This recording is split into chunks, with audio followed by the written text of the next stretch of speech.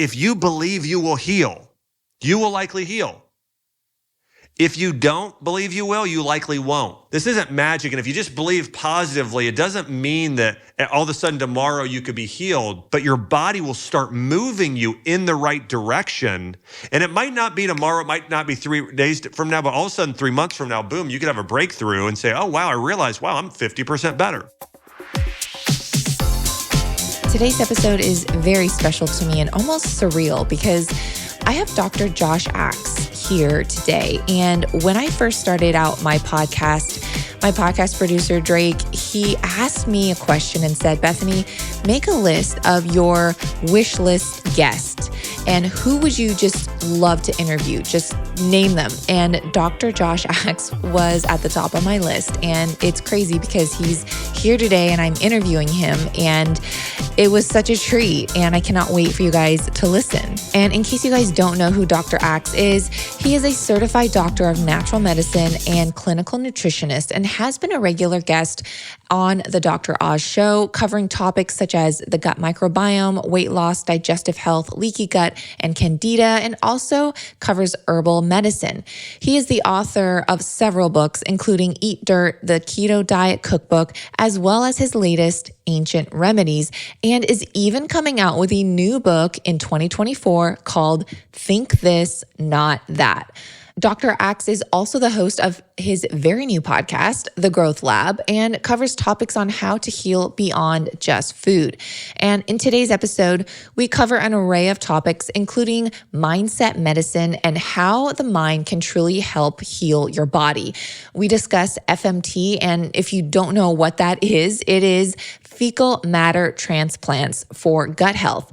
Dr. Axe also shares his personal story and the health battle he just recently went through himself, how he had to go on antibiotics, and what protocol he did to help rebuild his gut after the fact. I'm just sharing the tip of the iceberg and all we cover in today's interview. I know you guys are going to love it, and so be sure to save this episode so you can reference it later and share it with someone you know that may benefit from this information. You're listening to the Digest This podcast, and I'm your host, Bethany Cameron. Let's get into it. Better digestion means better skin, better mood, better brain function, better immune function, and optimum digestion can even regulate your hormones. Because when you can't digest food properly, you're not able to absorb the nutrients you're consuming. And that is where we get our energy and vitality from to combat and regulate our entire body. So you want to make sure your gut is on point, and that's why I focus so much on gut health. I get asked all the time on my Instagram what probiotic pill I recommend and if I even do recommend any at all. Well, the one I personally take is Seeds DS-01. This has been in my home for almost an entire year now. And the reason I love it is, well, because one, it doesn't need refrigeration. And if you're taking a probiotic capsule that does need refrigeration, you better think twice. Because if it needs refrigeration, then how will it survive your 98.6 body temperature once you ingest it? Seeds DS-01 capsule is a soil-based probiotic and prebiotic, and it's a capsule within a capsule. So there's 2 capsules in one. This is designed to make its way all the way through your stomach and survive your stomach acid, with studies even showing its 100% survivability rate. Seed is a pre and probiotic that makes gut support simple. Healthy regularity and an ease of bloating are just a few other common perks you may experience, some in as little as 24 hours. Each person does react differently, of course, and you can't substitute a pill for a healthy diet. When I take it, I make sure it's in the morning on an empty stomach for it to thoroughly do its job. And with their sustainable biomaterials and refill system delivered each month, they are making more of an impact on the earth beyond our own bodies. So get the real deal in a symbiotic, one that's backed by clinical trials and scientific data.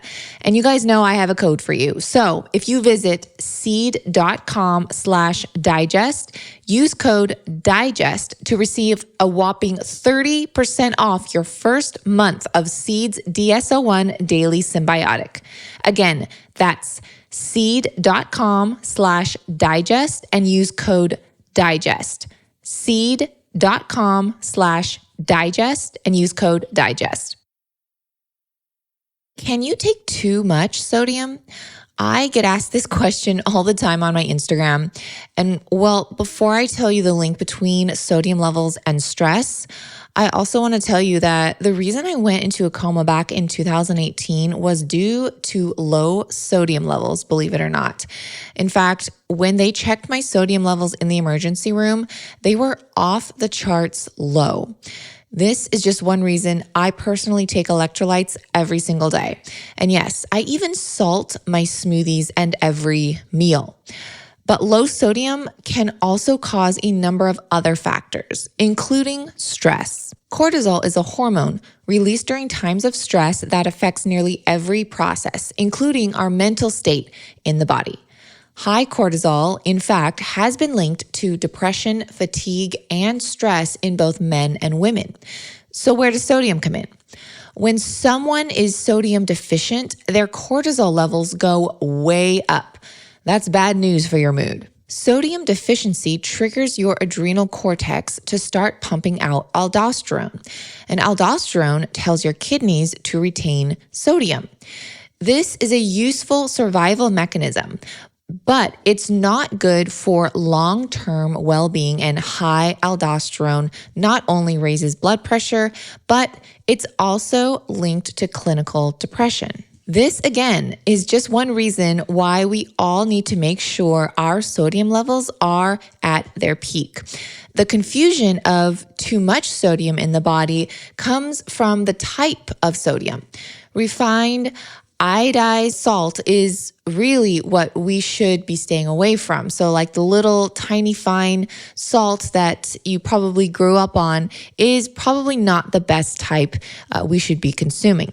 And if you really want to boost your mood in the right direction, listen to this, you guys. Studies suggest that magnesium status is closely linked to anxiety. So when someone is nervous, they excrete more magnesium in their urine, causing magnesium levels to drop. Additionally, on a population level, dietary magnesium intake is negatively correlated with anxiety.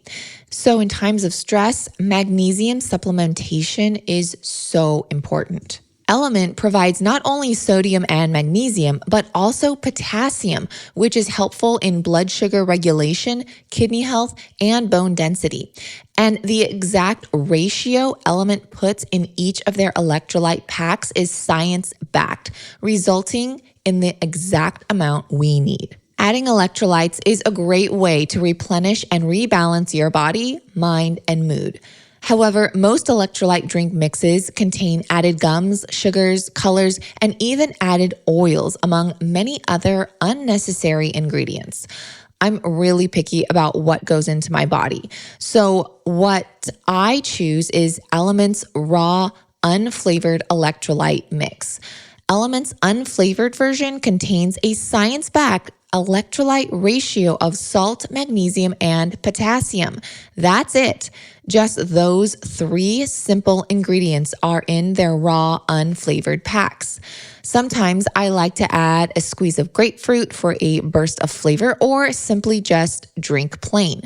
And you can add more or less water depending on your personal taste preference. So whether you just finished a workout, sauna session, or just need to hydrate for your mental health, Element is formulated to help anyone with their electrolyte needs and is perfectly suited for those following a keto, low-carb, vegan, or paleo diet. Right now, Element is offering my listeners a free sample pack with any purchase.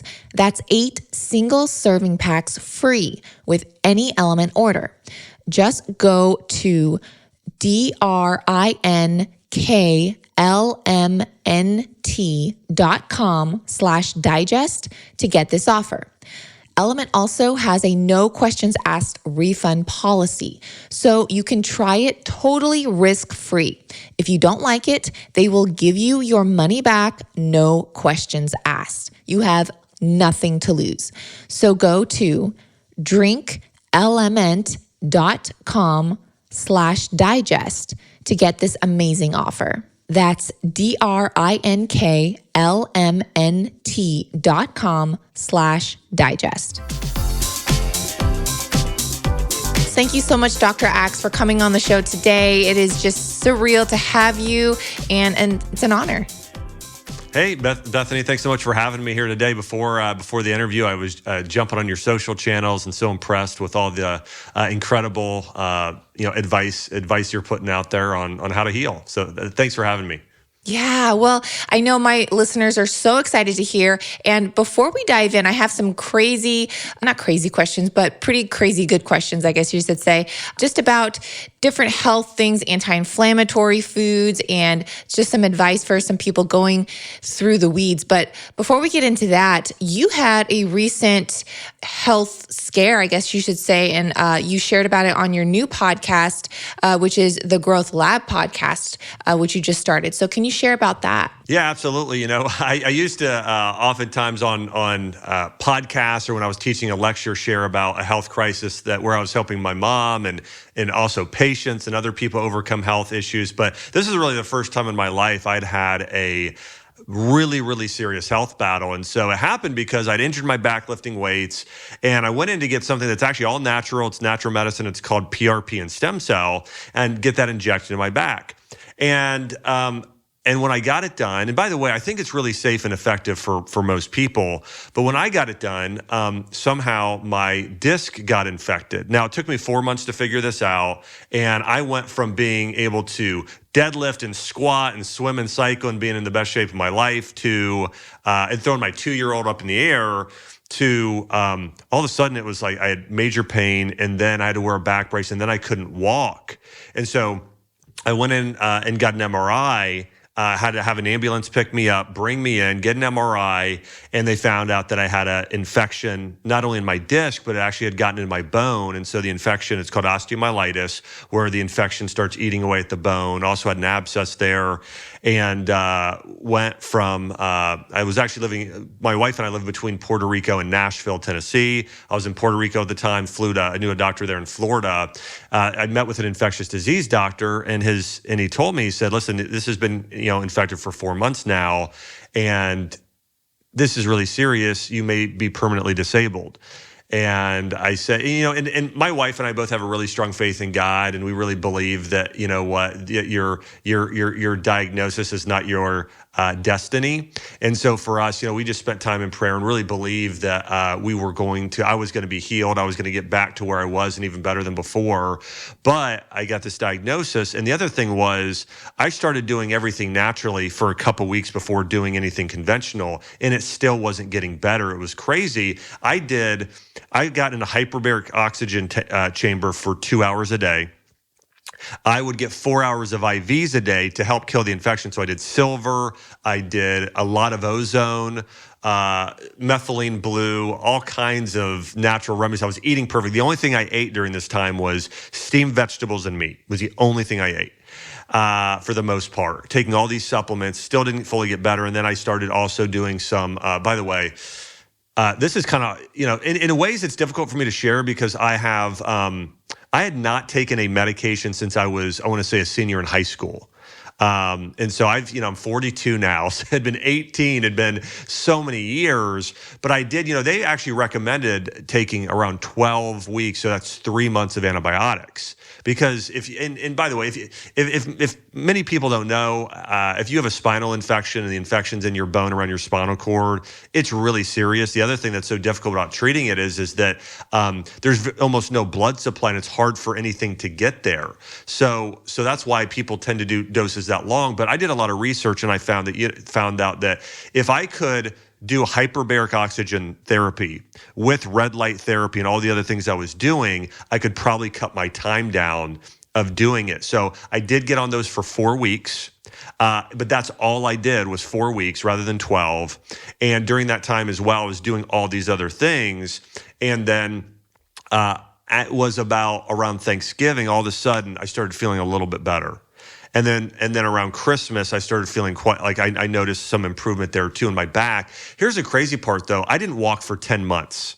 So it took that long for my back to get to the point where I could actually walk again. And I was used to, I exercised every day of my life. I used to be a triathlete, and even in college was on the triathlon team and so active. And so, but anyways, I got a little better, and a little better, and a little better. But I will say, when I was at my darkest moments, and this was even after I was doing all these natural treatments and early on started taking the conventional antibiotics, I felt the worst I'd felt. And I remember just thinking to myself, like, I'd never felt emotions to the degree I'd felt these, of despair, hopelessness, depression, anxiety. And for me, it was really just a short period of time where I felt those, about a day or so. Not to say they wouldn't creep in others, but I had to have a mindset check. And this is one of the things I realized as I went through this, and I hope this blesses some of the people listening this, is that I truly believe that food is one of the most powerful forms of medicine.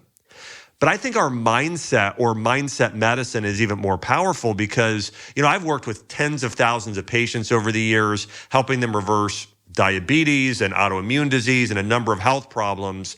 And food is a big part of that. But mindset is also so important when it comes to us healing and us staying on track and doing the right things, because it's so easy to get into negative self-talk or think about the worst case scenario. So when I had the infectious disease doc tell me, you may be crippled, you may have trouble walking, all these, when I heard that for a second, it makes you think, or it makes your mind go down the wrong path. But I had to start saying to myself, will that serve me? Will that give me the chance of the best outcome? Is that likely true for me? No, it's not, because I'm going to figure out what are the 1% of people do, or those 10% of people who have those miraculous results. I'm going to do what they do. And I think that's the thing I had to really keep thinking on, is several things. One, God is for me, not against me. He uses all things for my good. And I actually prayed a lot at the time. And I remember going through this process and feeling like, you know what? I want to use my suffering to grow and to help others. I'm going to let it refine me. So I'm going to meditate and think on my priorities in life. I want to be a better husband. I want to be a better dad. I want to be a better leader to my team. I want to be those things. And so I really worked on myself during this time as well. And I also thought about, what's the best outcome? Well, I'm going to be throwing up my kids in the air, and I'm going to be, back exercising 100%. I'm going to use this as a testimony to help other people who are in really difficult seasons in their life, whether it's IBS or Crohn's or Hashimoto's thyroiditis, whatever somebody's struggling with, letting them know that no matter what your diagnosis, you can heal from it. And I truly believe that. And so now it's been about 13, 14 months since I had that initial injection. I didn't walk for 10 months. Then I got on a walker. And so that was in May, started walking on my own in June. And now I'm back exercising, working on this. And I still have some progress to make, but I'm really confident I'm going to get back to 100%. So anyways, that was my process of that's why some people may not have seen me as much on social media or YouTube for the past about year and a half, because just because I didn't literally leave the bed. Like, I couldn't walk. So I could crawl and get into a pool, but I couldn't walk. And so, but yeah, so that was a challenging season. But you know what? I really feel spiritually strong and mentally strong through the process. And I feel like I have an even greater, a higher level of gratitude and awareness about how blessed I am to have the health that I do have, and to have a great family, and so many other things. Wow, Dr. Axe. Yeah, this is all fairly recent. And like you said, probably a lot of people don't even know. And you look amazing. You look like you're thriving. And I want to kind of have some follow-up questions here, because I know you did talk about, you did go on some antibiotics. And first of all, there's no shame in going on antibiotics if you desperately need to. I myself have had to do it just because of no other choice. But for those, and there's so many people that do go on antibiotics. So do you have any tips, and what did you do after the fact to kind of rebuild your gut and, get back on track? Yeah. So I when I was about to get on those, I know a good deal myself from doing the research over the years on what I should be doing, but I also consulted some close friends and wanted to get their opinions on the way I was going to treat myself. So there's a holistic MD and ND. His name is Gezagoli. I talked to another friend of mine, Dan Pompa, and then Jordan Rubin. So these are three guys that are really brilliant when it comes to gut health. And so I put together a protocol for myself to really help protect my gut while I was going through this and my cells. And so, from the gut standpoint, I did very, very high dose probiotic. I did over 5 billion IUs daily 5 billion units daily of probiotics. And I did that for about 3 months, for about 90 days after. And then I would alternate. And I also did FMT, fecal matter transplant. I did that just as capsules, but I did that as well. So I really tried to get, and by the way, a tested donor, really incredible organization.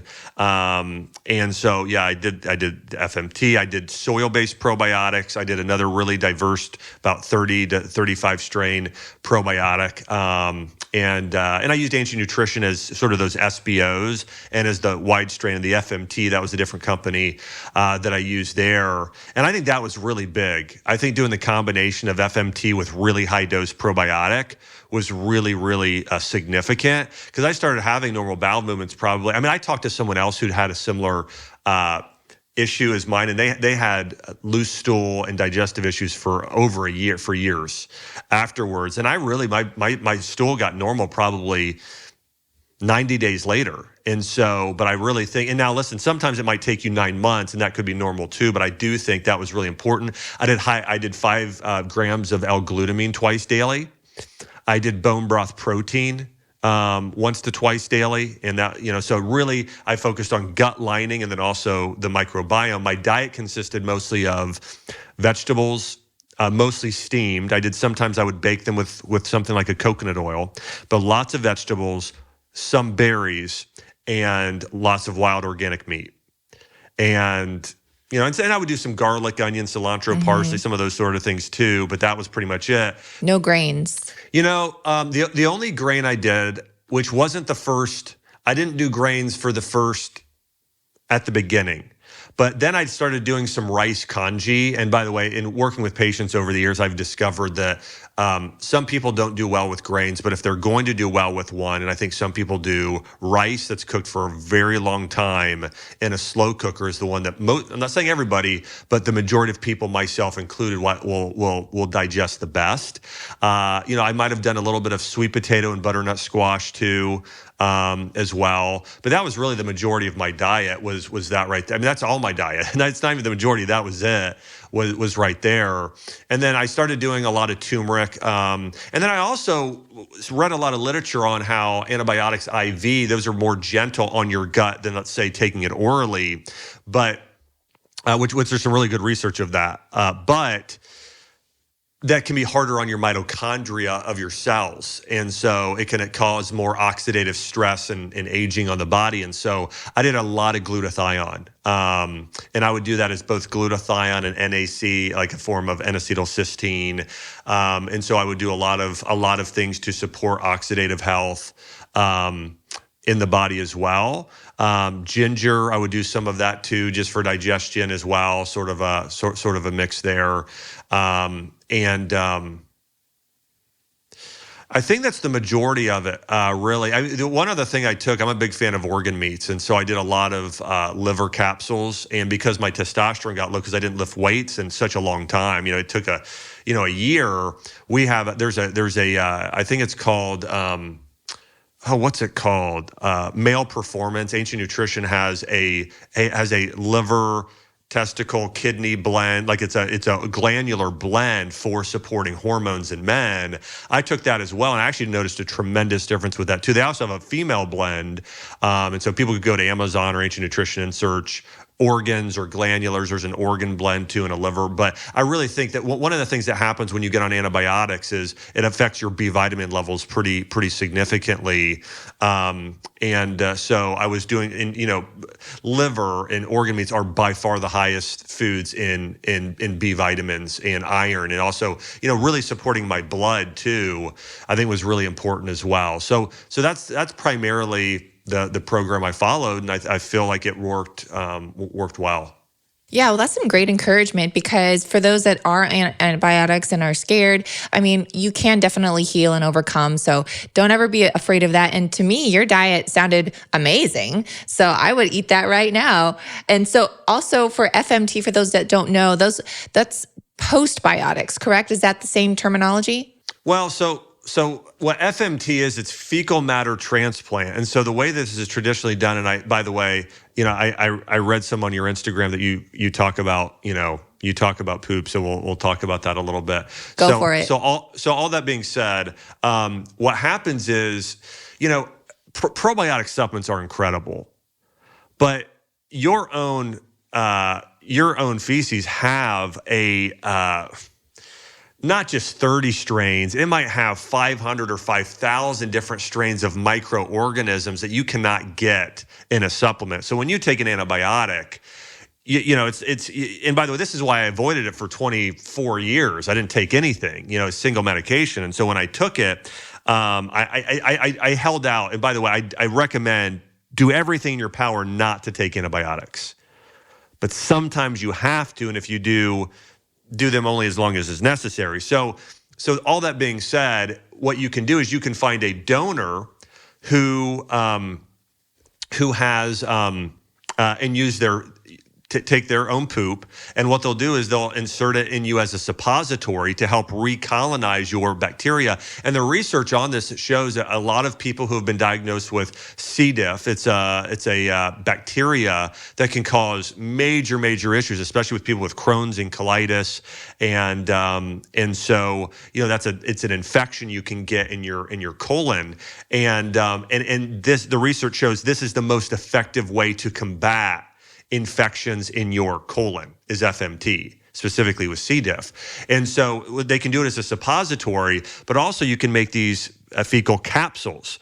And the capsules are obviously, they don't dissolve quickly. They take a while. They're like 6 hours to 8 hours for them to dissolve or longer. So you take those, swallow them. They make it all the way through your digestive tract, all the way into your colon, and then they'll open up. And so what you're doing is you're sort of taking the part of the gut microbiome and all of those species of someone else, and you're then reintroducing them into your own colon. So many of those that you might have wiped out or that are almost on the brink of being totally gone can help repopulate, rebuild, and grow. And so I really think if somebody's struggling with C. diff, Crohn's, colitis, major inflammatory bowel disease, this is something that is really cutting edge and greatly beneficial. But you want to make sure you do it with somebody that's been tested and do it with a reputable organization or a reputable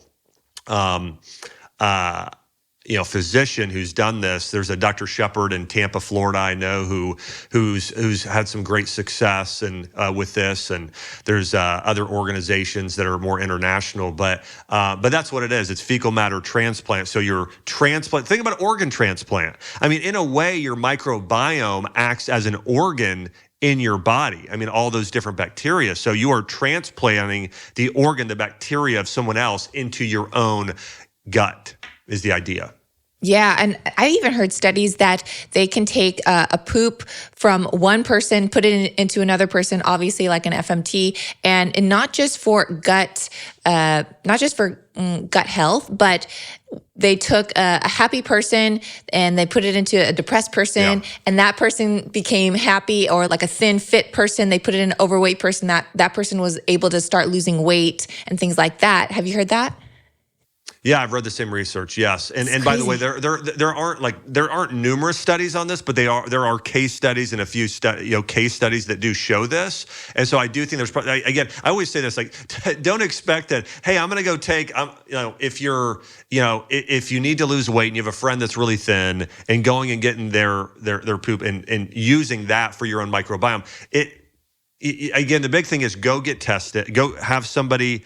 Go to a really reputable clinic that's done their testing, and then you can do it. You also, beforehand, this also I think is really important, Bethany, is that people get their health, their gut, in the best state possible in conjunction with doing FMT, right? Because if you have a lot of candida overgrowth and a lot of other issues and you do it, it's still going to be effective, but it's most effective if you get on a diet similar to what I shared, to where you're doing mostly vegetables and meat. That's all organic and very clean. That's going to give your gut the best chance to really grow and for those species to thrive. You guys know how picky I am about every ingredient and product I recommend. So, anything I personally create won't be any different. So, in case you haven't heard, I created my own supplement line called Bethany's Pantry. Newzest has allowed me to formulate my own products under their company as a sister brand. Any and all of Bethany's Pantry products are created by yours truly, me. Every ingredient and sub-ingredient has been approved, again, by me, along with the origin of the ingredient. The taste, texture, and overall combination of ingredients in my products are created specifically for those with sensitive tummies, designed to help improve digestion, nutrient absorption, and ultimately your health, all while making it enjoyable and easy to consume and incorporate into your daily lives. Now you can be 100% sure you are getting a little sipper item if it's under the Bethany's Pantry label. I'll be rolling out with new items gradually as time goes on, but for now, I currently have these 5 items available, which are my digestive support protein powder in vanilla, cacao, and strawberry, my plant protein bake mix, and digestive support L-Glutamine. These are just a few of the many items in Bethany's Pantry to come, and I can't wait to share what's next. So head on over to newzest-usa.com/Bethany's Pantry to check out everything I created. Again, that's newzest-usa.com/Bethany's Pantry. newzest-usa.com/Bethany's Pantry. Do you want free coconut colds? I'm giving away 2 large jars of Coconut Cold's original chocolate flavor and their limited edition strawberry lemonade flavor to 2 of my podcast listeners for the month of September. This is $80 worth of organic, vegan, dairy-free coconut yogurt with living probiotic cultures you can literally feel working right when it hits your tongue all the way down into your belly. You can't get this limited edition flavor in stores, and you have to be a Coconut Cult member to even get their limited flavors, unless you enter to win. All you have to do is rate and review this podcast to enter. That's it. So be sure to leave your Instagram handle in your review, because that is how I will be reaching out to both winners. So again, if you want $80 worth of Coconut Colt's probiotic vegan yogurt in chocolate and their limited edition flavor, strawberry lemonade, just give this show a 5-star rating and review. Good luck. Now, also I want to talk about, so you didn't walk for months, really. Yeah.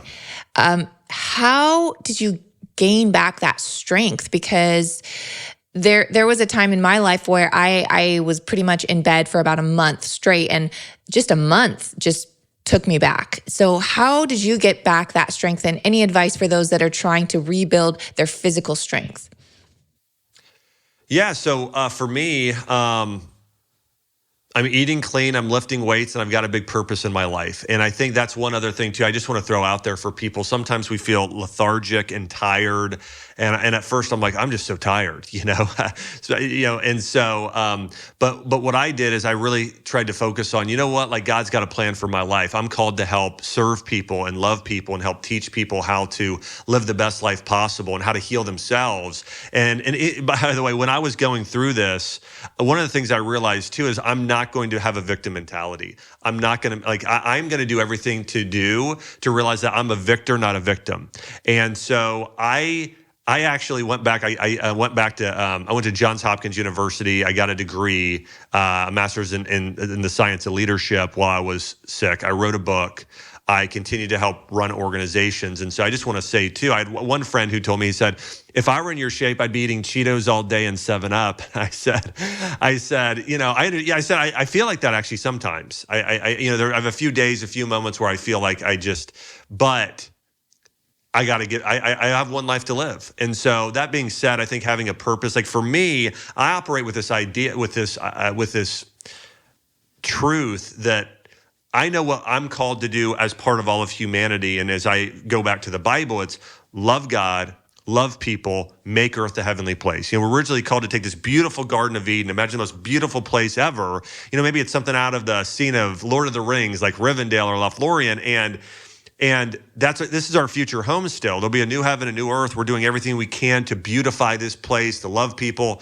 So I know I'm called to do that globally and also individually. I plan on living for my lifetime here, maximizing that and running around with my kids and having them grow up to be, people that just, love others and contribute. And so all that being said is, I think having a purpose and ambition and knowing what your gifts and skills are and what God's called you to do. I read this research study recently that said only 25% of people really have a solid idea of what their purpose is. And I think that it's so important that we discover, take some time and write down, what are your greatest gifts and talents? And then how can you use those to serve and work, make the world a better place? So I think part of us, having a big impact really starts with, and even healing and even getting back to working out, it starts with that. And then from there, I think the other thing that kind of helped fuel me was I started eating really good, right? All the things I shared with you, I think I was eating healthy as I could. And when I went to the gym, I started small. And so I started off with no weight. I just, it's like I moved my arms with some bands. And then I did 5-pound dumbbells and then 10. And then today I got up to 25. Now I used to do 40, but I'll get there, and so, and the other thing is I have a trainer and I have that I do seeing once a week, just so he can watch me and make sure I'm doing the movements properly. I don't need someone every time. And sometimes it's great if people do them every time. But for me, just even if it's once a week or every other week, to make sure I'm moving functionally, because I've actually had to relearn to walk. I had one therapist I saw. I'm seeing somebody who does, it's kind of rolfing, and it's soft tissue therapy to kind of help with my IT bands are so tight. And so she's been helping with that. And she said, you coming back from this reminds me a little bit of somebody who's had some of the patients I've had who have had a mini stroke. She said, obviously you didn't, but after not walking for a year on your own, really, it's like you're having to relearn some of these neurological patterns of moving in the right way. And so that was the other thing. And sometimes, if you see a physical therapist, you can do electric stimulation, things like that in certain muscle groups to get them firing. But basically, the way I'm doing it is I'm just trying to get a little better every week. And I'm lifting weights. And I'm, having somebody watch me on occasion just to make sure that I'm moving in the right way to prevent injury. But that's really it. Yeah. Well, and that's just a good reminder that you can't go from 0 to 100. So, we all want to get back to maybe where we were. And sometimes we need to take those baby steps. And, you did mention something about the power of the mind. And, even the Bible talks about whatever is good, whatever is right, whatever is honorable, focus on those things. Can you talk a little bit more about mindset medicine? Yeah. So if you research most all of us have heard of the placebo effect. Not all of us have heard of the nocebo effect. Here's what this is, and I'll give you an example. This is one case study that was done. So the placebo effect is where if you can be given a medication and then a sugar pill. And oftentimes, and not even oftentimes, almost every single time, when you take a sugar pill, it can be when we're talking about medications, it can be just as effective as the medication. They've shown this in clinical depression. They've shown this with certain heart issues. Numerous conditions. And so your mind is so powerful. Here's how your body works. Your when you picture something in your head, your body starts moving towards it. This can happen in a bad way. Let me give you an example of this. So many people today are addicted to their phones. So addicted so that all of a sudden, they'll be in the middle of a conversation with somebody. Have you ever had this happen? You're in the middle of a conversation with somebody or at dinner or something, and all of a sudden, like they're, looking at their phone while they're trying to listen to you. Well, and sometimes some of those people don't realize they're doing that.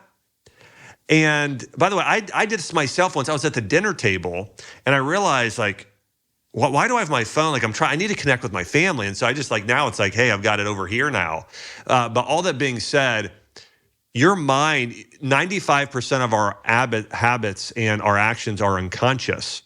Well, your brain it starts moving, you towards things unconsciously based on a picture in your head. In fact, when you look at an infant, a fetus developing in the mother, at first the eyes and the brain are one. It's like one unit. So your eyes and what you visualize yourself, both what you actually see, but also what you visualized in your mind, it is tied to your neurological pathways and what your body starts moving towards. And so if you believe or see yourself in the future, if you see yourself passing away in a year, you likely could.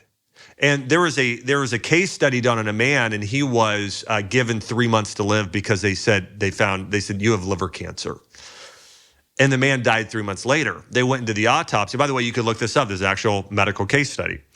This man then went and they went and did the biopsy, and they found the man didn't have liver cancer. He had a small benign tumor that could have been removed, and he should have lived another 30 years. So we see this today in both ways. If you believe you will heal, you will likely heal.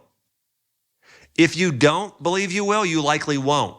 There's a proverb that says, as a man thinketh in his heart, so is he. And so it's that thing, as you think. And listen, this isn't magic. And if you just believe positively, it doesn't mean that all of a sudden tomorrow you could be healed. You could be, possibly, but it doesn't likely mean that. It likely is going to be a process, but your body will start moving you in the right direction. And it might not be tomorrow, it might not be 3 days from now, but all of a sudden 3 months from now, boom, you could have a breakthrough and say, oh, wow, I realized, wow, I'm 50% better. And so that can happen. And by the way, in another study I found, they said this, is that there are, in order to amplify the placebo effect in this mindset medicine, there are 3 things that matter. Number one, that you are seeing it correctly, that it's positive, that you're moving towards the future, so that you have a clear picture of it. So I want to be doing a triathlon. I want to be able to go out to eat and not have to run to the bathroom and whatever it might be, okay? But you see yourself very clearly what you want. That's number one. You've got to do that. Number 2, you have to have it tied to emotion, and you've got to feel it. I'll give you an example how I did this for myself. I saw myself again throwing my daughter in the air in the pool. And I tied a significant amount of joy to it because I thought about when I was doing it before, so happy, so joyful. My daughter, laughing and screaming as I threw her in the air. And even thinking about it now, I have a sense of this sort of euphoric joy and happiness. And so I tie that to it. And the third thing is, now I'm going to start moving towards that reality. I'm thinking through, what are all the things I need to do that? Okay, well, I'm going to start with 1 pound, and then 5 pounds, and then 7.5, and then 10, and create a plan. And even though I might not get there as fast as I wanted, because this happened, I thought, well, I'm going to be at this point at this time. Well, I'm moving about 60% as fast as I wanted to be, but I'm still moving forward. And so that's the idea there, I think, of mindset medicine, is that your mind acts as medicine. Your mind starts producing hormones and neurochemicals that actually help repair your body and put it back together. If you're not telling yourself mentally, I want to be here, you likely won't end up there and healed like you should be. So just know, really, food as medicine is half the equation. The other half, and I really believe that it's even more than half, is making sure that your mind, you're picturing it, you are experiencing it emotionally, and you're taking action to create that reality for yourself. It's this process of visualization to realization. Yeah, wow. Those are really, really great tips, Dr. Axe. And that just goes to show that how important it is to have that support and community with family surrounding you as well. Yes, I'll tell you what, I've the most incredible wife. She's just awesome. And she's actually, she's a doctor, she's a chiropractor, she's a CSCS trainer, she's a Pilates, a yoga instructor. So she's got a great health background, but bigger than her health background has been, she's just really strong spiritually. It's when I, was in a moment of, when I had been trying for 4.5 months and nothing had seemed to work and I'd only gotten worse and I was in so much pain, she's like, let's pray, let's talk about it. So she's incredibly supportive. And I have so many friends that are incredibly supportive. Jim Rohn said many years ago, you're like the 5 people you surround yourself with most. There's another law or principle called Dunbar's principle that says we can only maintain about 150 relationships at a time. But when you continue to scale down, about the 5 people you spend the most time with have the biggest impact on who you become. Whether you become healthy, whether you become successful, whether you become kind and generous and courageous. So that community aspect is essential. There's a study done actually on health, and they found that if you want to get healthy, you want to spend time around more disciplined people. So people that have greater levels of discipline in their eating, in their exercise, and all those things in life. And so think about who you want to become and spend more time around those people who you aspire to be like them more, and spend less time with those people who might be discouraging or leeching from you reaching your full potential. Yeah, and to those listening too, it affects how we treat others. So keep that in mind. Don't bring others down, because you really could be affecting their health more than you realize by having a negative comment and just throwing something out there. Even, on the internet, there's trolls and things like that, but you really have to think, how are you treating these people that you don't know, especially the people you do know? One of the things, Bethany, and I'm glad you said that, is that I had a lot of people asking me for a long time, because I knew I was in the shape I was in. How are you doing? And the other thing I want to share this with everybody is, I think you should connect vulnerability with positivity. Vulnerability plus positivity. And so for me, when people ask me that, I would say, you know what? I'm in the most challenging season of my life, but God uses all things for good, and I know I'm going to be back to 100%. I'm not there now, but I will be. Right. So I think that's the idea there, is letting people know you are going through a challenging season. You are battling something, and letting them know they can maybe pray for you or support you or encourage you in some way, but you will heal. You will get better. Right. And so I think that's the sort of thing when because again, I think if you're dishonest, that's not good. That's not showing integrity and character. And it's also not allowing you to heal. There's a level of, in order for your body to heal, you got to let down. I'll give you the way this works too. By the way, this isn't just good, happy thoughts. This is actual medical facts of the way the body works. Your body works on, we've all heard of fight or flight, right? So your body gets in this sympathetic state, this fight or flight state. What's the opposite of that? Well, it's a parasympathetic state. It's a healing state. It's when your body we call it rest and digest. And so what the fight or flight is, it's your body is in protective mode. And you can't heal when you're in a protective mode. If you tell somebody, I'm perfect, I'm great, or if you're doing that, you're protecting yourself in some way, and actually it affects your healing. So you want to be vulnerable and honest, but also you don't want to be negative, because that also moves you in the right direction. So you want to be vulnerable positive, okay? If anybody asks you how you're doing, if you want to optimize your healing.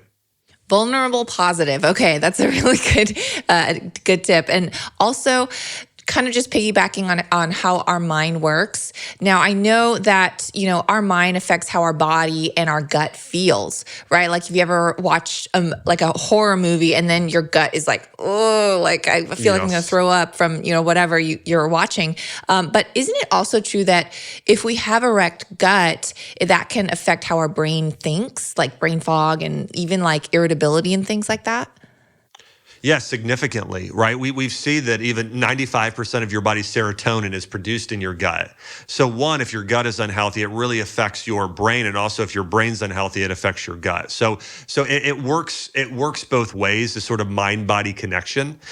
So I would say that, if you're in those states, you want to take care of both, right? You want to be eating all the right things to help feed your mind, and there's studies on how that helps lift depression and mental health, supports that, and also you want to make sure that you're having the right the right thoughts as well, which can help feed your gut.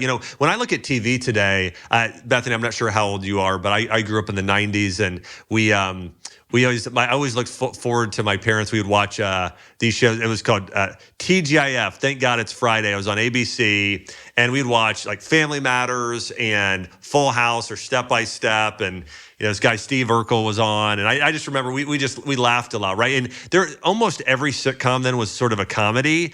Well, today's shows have gotten really dark, and so I think being aware of what you're consuming, not just dietarily, but also from a point of media. Like my phone, like I went through my social media channels at one point because I follow a few people, but also my team started following people over time.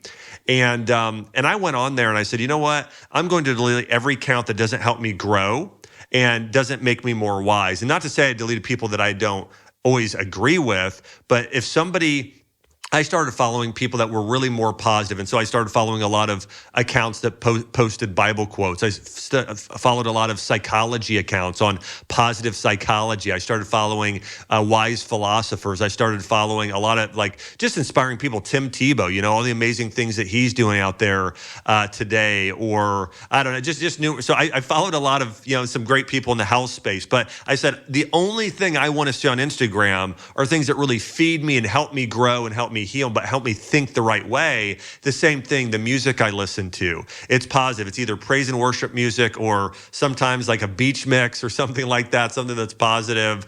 You could mix up some Christian, some Jimmy Buffett too, because he's he's always a good time. But anyway, but I'm saying those are the sort of things I think about is what are the things that will help me move in the right direction. The TV shows I watch, my wife and I are watching some of our favorite shows, and not to say they're every single one super positive. Like for instance, right now we're watching Sherlock with Benedict Cumberbatch. It's an old BBC show, which we love. But anyways, all that being said, most of it is extremely, extremely positive or meaningful, emotionally moving in some way. And so again, I would also encourage people, if you want to heal your gut, be aware of everything you consume, not just your food. Yes. Amen to that. And it's so funny you mentioned TGIF. I would watch that too with my parents. And I even had the Steve Urkel doll with the pull string and everything like that. So it's bringing back good memories. Now, I know you talked about, different holistic treatments like hyperbaric chambers and cold plunges. And there's so many things that people can do these days. And I'm sure a lot of people are aware of them, but what's advice for people that just can't afford all this stuff? What advice can you give them?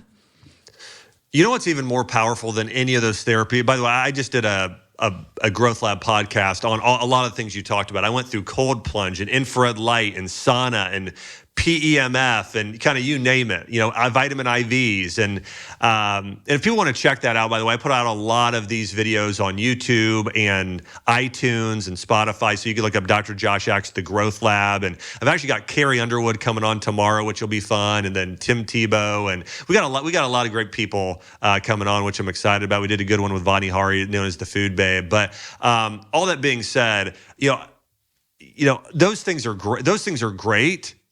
But I actually think the biggest things are mindset, the food you eat, and time outside, reducing stress. Like one of the things that I did, what I did even more than hyperbaric chamber and other things is I spent time outside. And now, I had to crawl to the pool. We were in Puerto Rico at the time, but I got in the pool and spent time in the sun 2 hours every single day. And so I would say, and by the way, there are great studies showing just going on walks, but the less clothes, I'm not telling you to go nude, but just the more sun you can get on your skin for about 20 minutes a day, going on a walk is so therapeutic and so healing, and doing that 3 times a day. So that's like what I'm trying to do now. It's like, okay, if I could do a 20-minute walk right when I wake up, and maybe it's even 10 minutes, but just going on a walk right before or after breakfast, right around lunch and after dinner, and just going on a nice walk, okay? There's something that's and not bringing your phone, by the way, that is the biggest thing. getting outside, getting a little sunshine. By the way, there's another, I know I'm quoting a lot of studies here, but another study that came out that showed basically the most important time to get sun is first thing in the morning, because it starts resetting your circadian rhythms and balancing out those cortisol melatonin levels. Midday sun is the most important for vitamin D levels, and evening sun starts ramping up your melatonin and lowering the cortisol, and then of course doing less blue light after. But again, what I think is probably the most powerful therapy outside of food and mindset, and even is just getting outside. You know, you'll notice if you spend as much time as you can outside, you will sleep better, you'll have less stress. Just go outside. You can listen to a little music or something like that, but just doing something where you're unplugging for a little bit to reduce stress, it's incredibly healing. And if you want to take advantage of cold therapy, there's a study that came out recently that showed that if you just turn your shower to cold for 1 minute, so you take your normal shower, you have it on hot or warm or whatever it is, and then before you get out, you turn it down for 60 seconds and you stand there, and then you get out. It has great effects on improving your sleep. So it doesn't always have to be, you don't have to spend $500 on a cold plunge in order to get those benefits. Wow. Yeah, those are great tips. And then you also mentioned, some food. So I kind of want to dig into that a little bit more on what are your top anti-inflammatory foods? Like, obviously you're an author of several different books. One is Ancient Remedies, which you talk a lot about herbs and anti-inflammatory things. Yeah.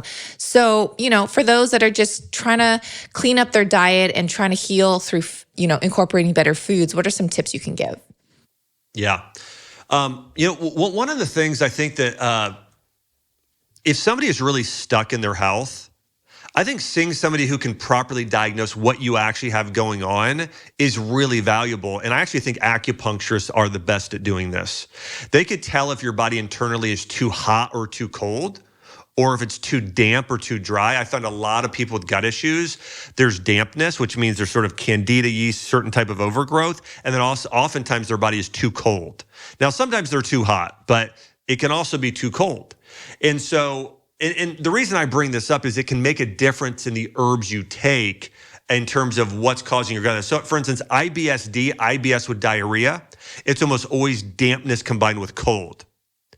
IBS with constipation, that tends to be an issue related to your body. Your liver is stagnant, so things aren't moving enough through your body, so there are herbs for that. So, I wanted to get inflammation, but I know you have a lot of people who are interested in improving their gut health. So I did want to mention that it's, seeing somebody, especially an acupuncturist, that they could diagnose you. Then you could search online for, I'm damp and I'm cold. And the way that I can tell, you can look at your tongue or feel a pulse. If you've got ridges on the side of your tongue, that's called a spleen sheath deficiency. That means we got to strengthen your spleen. So an herb like astragalus is really, really powerful for that. If you've got IBS-D and you're really cold internally, sometimes people use peppermint, but that's a little cooling. So a much better one's ginger.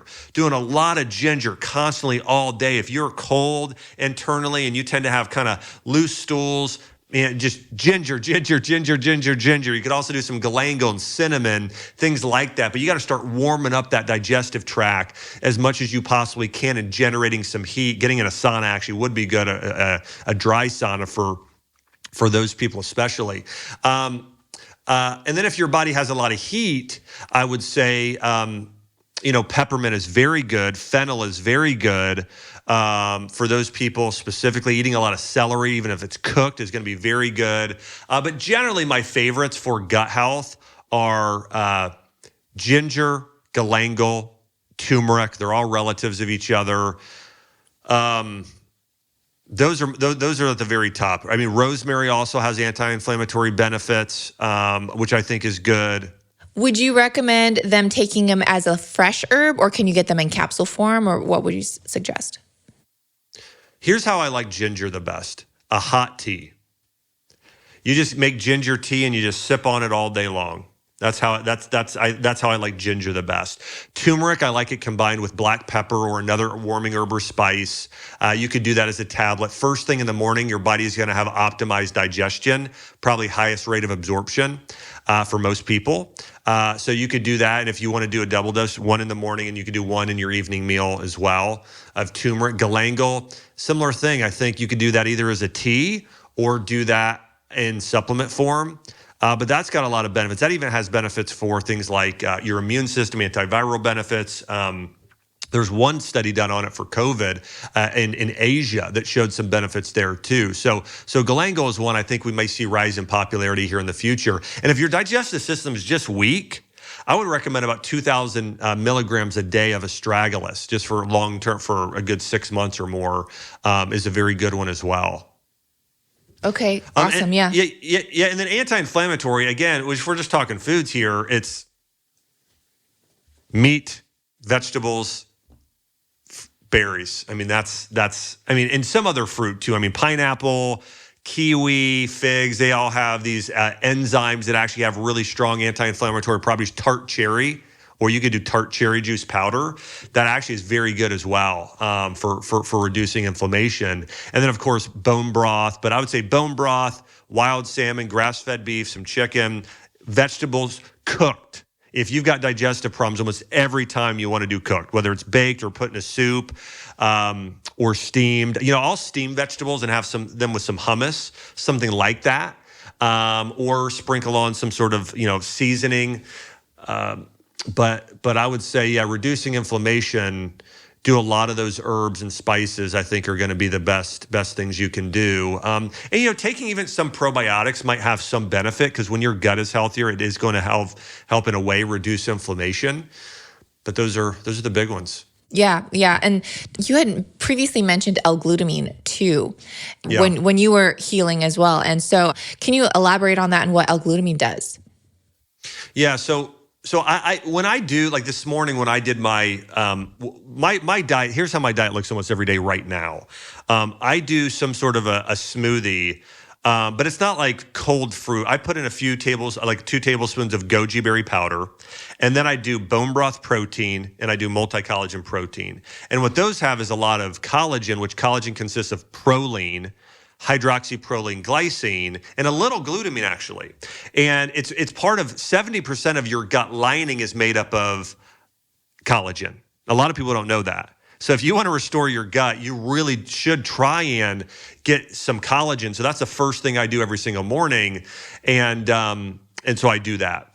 And so that's what makes up your gut. And then glutamine has been shown in clinical studies to protect your gut almost like a Band-Aid to keep it from being damaged more. Also, part of the cells that need to regenerate use glutamine as a fuel source. So it's part of what your cells need to actually replicate and regenerate to help repair that area. So repairing your gut, the most important things are like a collagen or bone broth protein supplement, plus glutamine, plus a probiotic, because again, probiotics, especially SBO probiotics, soil-based organisms are what we used to get from our ancestors when we consume more food from the ground. They don't die when they're heated, so they're more resilient. And those act almost like, imagine a kind of a bulldozer, kind of like moving out yeast and candida and all the sort of bad microbes out of your digestive system. That's how SBOs work. And then that allows other probiotics to kind of help repopulate some of what's there, or at least help, grow what's already there. So that's sort of what I take. I take a bone broth protein, I take a collagen protein, I take a glutamine. I put those all just in my morning smoothie, and then I'll do some probiotics, typically SBO probiotics or another strain is what I typically do. Awesome. Yeah.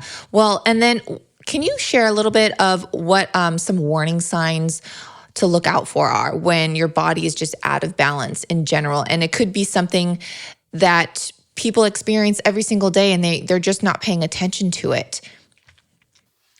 Yeah, so a few things. One I don't think people probably talk enough about is your body too cold or warm? Like when you're sleeping at night, do you get cold or you get warm? So that's one thing. So thinking about your body, are you getting too cold or too warm? And I think also just seeing somebody who can help you with that. So I think we need to be aware of our body's internal body temperature, and then taking some things. If you notice you're cold all the time, do ginger and cinnamon, lots of, keep warming your body up, do more soups, more stews, those sort of things there as well. And so be aware of your body temperature. I would say a few other things people need to be aware, and again, that's, hypothyroidism, that's another one really commonly tied to that, low body temperature, very, very common that I see constantly. A few other things I think we need to be aware of is, of course, our energy levels. If your energy is down, get better sleep. I actually think if you want to heal, you've got to sleep. It's when your body heals while you're sleeping. So one thing I have, I wear it every night. It's called an Aura ring. And so I wear an Aura ring and it tracks my sleep. And so that's been a great investment. I've been using it now for like 3 years. And so it gives me a sleep score. So like last night, I scored about like an 82. I try and get above 80. That's kind of how I know I'm getting a pretty good night's sleep. And so I do that, but I think it's about OURA. But I think that's a good tracker to be able to tell, okay, how am I sleeping at night? I do think sleep is huge. Make your room dark, make it cold, get a weighted blanket. Studies show that relieves anxiety and allows you to sleep better. It's almost like you're being hugged at night. And so I got a weighted blanket and then I'll put on blue blockers. Well, if we do watch something for an hour or so at night, I'll do that. I'll listen to something like the Bible on audio or something positive before I go to bed for just a short period of time. But I do as much as I can to sleep well. But if you're not sleeping well, you really want to do everything you can to fix that. And sometimes it's lifestyle. Sometimes it's you're not getting enough sun. That is really a huge thing. I'm telling you right now, getting outside more sun is really tremendous. So look at your sleep, look at your body temperature, look at your energy levels, look at your stool, right? Are you constipated? Is your stool loose? How often do you go? Like all of those things. And that'll tell you if you're constipated, it's actually more of a liver issue typically, or it could be a liver-colon combo. That could be tied to your emotional health. It could be unforgiveness. If you haven't let go of something from the past, or you have some frustration and anger you're harboring, think about, why am I angry? What is the actual root of that? Okay, I'm going to let that go because that's not helping me, or I never forgave that person. I'm going to do that. So I think being aware of those things is also very important because as we've mentioned, this mindset medicine, being aware of, one of the things I cover in the book I wrote, Ancient Remedies, is that every emotion affects your organ systems differently. If you have worry, that affects your stomach. That affects your upper digestive system, right? You've ever heard you're worrying, oh, my stomach is tied in knots. Worry affects the stomach. Fear, we know that affects your adrenal glands, right? Starts pumping out cortisol and stress hormones, or the emotion of when you're frightened, it's a type of fear, not fear exactly, but a type of, it can cause actually little kids to wet the bed, right? We know that affects the bladder. We know that liver is really tied to anger and frustration and impatience. And so that's why we call someone an angry drunk that starts to drink whiskey or certain types of alcohol. It can really start to affect the liver negatively in that way too. Grief, if something has happened in the past and you have not let it go, grief and depression are tied to you're living in the past. You need to move forward. And so that affects your lungs and colon, your immune system. So your colon, big time. If you are holding on to anything from the past, that and depression are really, really tied to that. And then anxiety, right? We know your blood pressure can raise, your heart can palpitate, right? If you have anxiety. So we know by nature that different emotions affect different organ systems and cause disease and toxicity in those. So people need to become aware as well of, what is that emotion that I react with? It's negative somehow, and then how can I focus on building the opposite emotion? So if I'm focused on the past, I do need to address why I feel that way and do practice unforgiveness. Now I need to move forward and start thinking about my future, right? So I think being aware of your mental and emotional state and fostering that positivity in that way, I think that's critical as well. But there's all kind. I mentioned a lot of different things there, but maybe one exercise people could do is write down what's your body temperature, okay, in terms of internally how you feel and sleep at night. What's your energy levels? How are you sleeping at night? What's your mental state? How what are your bowel movements like? Some of those things I think would all be. I think those are all pretty good gauges. Yeah, well, Dr. Axe, you really touch on so many different things, and especially the emotional part of it. And just a really quick story is, I was having some digestive issues. And anyways, I went to go, I was talking with my mom, and I was just stressed. I was holding a lot of things in, and I hadn't cried in a while. And I just bursted out crying and I didn't know why I was crying. That was the weird thing, right? I was overwhelmed, right? So after I had this emotional cry, I could definitely feel my digestion was so much better just Yeah. out of the blue. Yeah. And I was like, wow. Okay, sometimes you just got to let things go. And anyways, that's just a little side note there. But through all of this that you went through very recently, you did mention you wrote a book within that, correct? Yeah. That book will come out in April. It's called Think This, Not That. And so I do hit on a few health principles, but the bigger thing is focusing on mindset health. And so we really get into that in the book. And the book is really designed to help people overcome limiting beliefs, help them reach their full potential in their health and their wealth and their mindset and all those different areas. And so it's a book actually it's the book I'm most proud of. It's the book I'm most excited about that I've ever written, probably times 10. And I thought Ancient Remedies was good and some of the other ones I did, but this one is, I think it's special, and I think it's really going to add a lot of value to people here in the future for sure. Well, I love it. Think This, Not That. So I'm definitely going to get a copy myself when it comes out, and I'm sure everyone will be interested as well. Now, before we go, what is one thing that people can take away from this podcast? Here's what I would say. Think about the 3 steps I talked about earlier with mindset medicine. Number 1, what is it you want? You got to get clear on that vision. What is that thing that you really want in life? Okay, well, you want to have a certain level of health and certain relationships. Okay, write it down. And then I want you to picture it and visualize it. What is it in that perfect state, that ideal state? And then I want you to tie the emotions to it. What are all those emotions you're going to feel when you're in that state, even now? And then number 3, write down a strategy and spend some time researching online. Okay, I'm going to do this and this and this. Start moving forward. Don't get discouraged if it takes longer than you think. Start moving forward with making that vision a reality. And I really think if people can follow that sort of mentality of having a big vision and going through the whole process of strategization to realization, I think it's going to do a lot for everybody to reach their full health and life potential. Yeah, those are great tips. And for anyone listening, you are the host of the new podcast, the Growth Lab podcast. So we'll definitely put a link to that and all your books and your supplements and things like that too. So definitely check that out. Dr. Axe, it's been an honor. Thank you again for coming on the show, and I can't wait for this to air. Well, thanks so much, Bethany. Again, I'm so grateful for you having me on today. And again, I'm so impressed with all the great things you're putting out. Again, I spent some time on your Instagram page today, just kind of going through and reading some of the things you've done. You've got a great audience too. So many people are so positive and also just seeking truth, seeking to be, seeking to reach their full health potential. But again, thanks for all the work you do. And again, an honor to be on. Thanks for listening to this episode of Digest This. If you enjoyed this episode, please leave a review in your podcast app to let us know. If you're ever wondering how you can support me and this podcast, sharing it with your friends and family is the best way. This is a Resonant Media production produced by Drake Peterson and edited by Mike Fry. To email the show, message us at digestthispod@gmail.com. See you next time. The content of this show is for educational and informational purposes only.